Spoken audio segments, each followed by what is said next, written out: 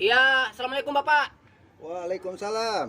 Ya Pak, ini kan saya datang ini, ini mau bertanya ini. Ya, ya, ya. Ini kan lagi heboh-heboh KYC nih ya. Oh iya, KYC ya. Iya iya. Dan kemudian itu fiturnya sudah ada di dashboard. Ya. Dan kemarin itu heboh ataupun ribut karena di grup-grup itu ramai sekali. Ya. Ada yang gagal, ada yang berhasil. Nah, ini pendapat Bapak bagaimana nih Pak?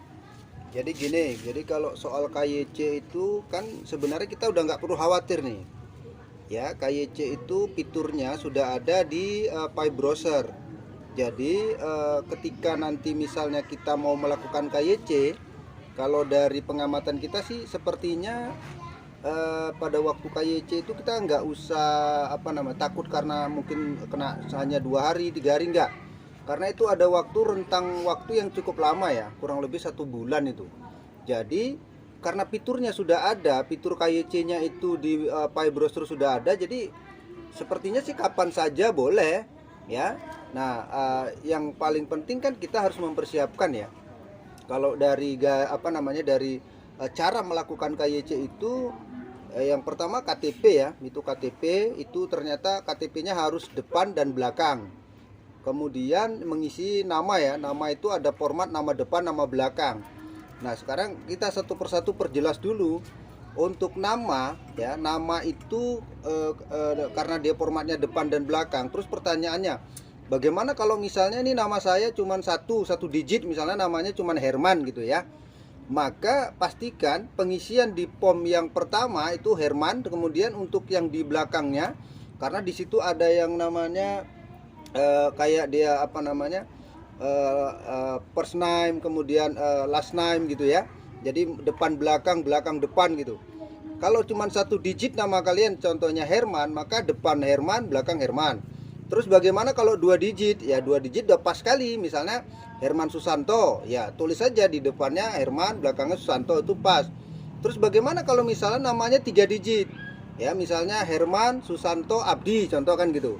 Jadi yang pertama tetap harus yang digit pertama itu ada di kolom yang pertama.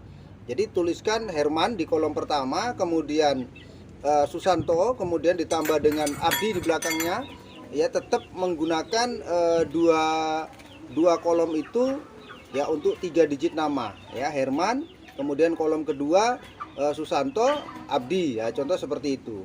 Nah, supaya tidak ada kesalahan. Kemudian nanti itu ada gender ya, jenis kelamin ya, teman-teman harus pastikan jenis kelamin, pilih aja laki-laki atau perempuan. Nah, kalau sudah sampai pada tahap itu, baru kemudian di bagian KTP tadi seperti yang udah kita jelaskan, itu depan dan belakang ya, pastikan terang ya, suasananya terang, kemudian tertulis dan tulisannya jelas, fotonya jelas. Nah, kemudian lagi selfie ya. Nah, kalau selfie sudah biasa lah, karena saya pikir kan kita mungkin juga semua sudah pernah melakukannya di beberapa model aplikasi yang lain, sehingga rasanya nggak terlalu ini kali lah kalau untuk foto selfie ya. Nggak perlu dikhawatirkan. Jadi kemudian setelah kita melewati proses-proses itu, baru nanti kalau sudah ada bacaan congratulation ya, atau congratulation itu artinya kita masih menunggu ya, menunggu sampai kemudian benar-benar KYC itu verifikasinya lulus atau tidak. Mungkin antara 1 sampai 2 hari ya, karena umumnya sih seperti itu. Karena kan di beberapa aplikasi setelah kita melewati proses KYC ya, kita memang masih menunggu verifikasi itu disetujui atau tidak, di-approve atau tidak, kira-kira begitu. Nah, jadi itulah mungkin beberapa langkah yang mungkin teman-teman harus pahami. Nah, pada saat nanti kalian sudah bisa, sebenarnya sih hari ini sudah bisa ya teman-teman. Cuman karena memang tingkat pengunjungnya mungkin yang benar-benar banyaknya bukan main, kira-kira begitu, sehingga mungkin server padat, atau ya itu tadi karena memang lagi banyak kali pengunjung yang mendatangi Pi Browser untuk melakukan KYC. Nah, akan singkat cerita ini kan ya, singkat cerita kepadatan tadilah kemudian membuat jadi agak sedikit lelet ya, atau mungkin lemot ya, kurang lebih seperti itu. Oleh karenanya kalian lakukan ya pada saat yang mungkin saat-saat sudah mulai lengang lah. Artinya mungkin hari ini sudah banyak yang melakukan proses KYC. Dan yang sudah lulus kan nggak mungkin dia buka-buka lagi KYC. Jadi buat yang belum lulus ya lakukanlah dengan benar dan hati-hati ya, jangan ada kesalahan sedikit pun.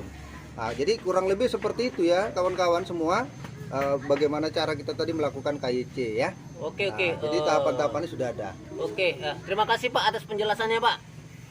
Ya, oke. Sukses ya.